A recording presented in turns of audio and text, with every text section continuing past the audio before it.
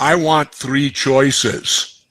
And the only way today, in my opinion, to get three choices that I see on the horizon, legitimate right now in my lifetime, because I'm 71, Sabrina, is Andrew Yang. He, I look at as the biggest hopeful thing. If we don't, and Andrew's one of these guys who works with figures, right? He's one of these, computerized guys. He told me, he said, every indication right now, we're going to see a Trump-Biden rematch in 74. Now, 60% of the country don't like either one of them. And, I don't plan on running in 2024, but I'll say this, you never say never. No one predicts the future, If Andrew Yang and them come to me and they can present to me ballot access, I'll put it to you this way, Sabrina. You give me ballot access in all 50 states and let me go in the debates, I'll beat them both. I go by a simple premise, the Jesse the Body rule. If I can debate them, I can beat them. Wow, it's interesting because I talked to Cynthia McKinney earlier this morning, and I asked her the same thing you just told me. I said, would you run, if you move back to the United States, would you consider running for president again? She said the same thing. Well, never say never. So I was like, okay. There was talk of Cynthia and I running together. Mm-hmm. Oh, that talk has taken place a lot. I love Cynthia. Cynthia and I correspond. We talk to each other occasionally, And again, all you progressives, you don't need to fear someone like me because on the big issues, I'm as progressive as you need. By the way, and I can solve your student debt for you. You want Jesse Ventura to solve student debt? I can do it right now. You want it, Sabrina? Jesse. Go ahead. To show you how presidential I am, I can give Sabrina the answer right now nationally to solve student debt. You ready? I'm ready. Nationally legalize cannabis and marijuana, tax it a normal tax like you do alcohol, and take all the money from those taxes and apply it to the student debt loan, and it's gone. They're doing it in Colorado. Look at, she's speechless. Jesse Ventura just solved student debt for the first time on Sabrina's show.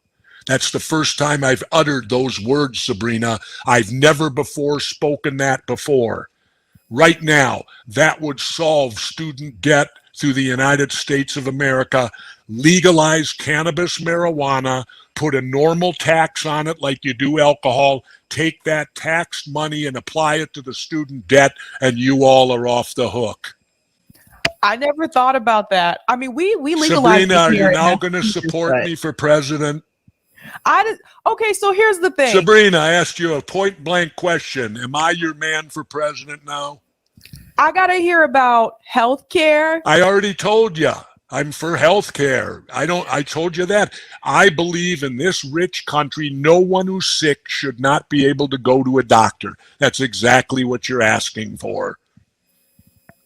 This is true. This is true. Ta-da!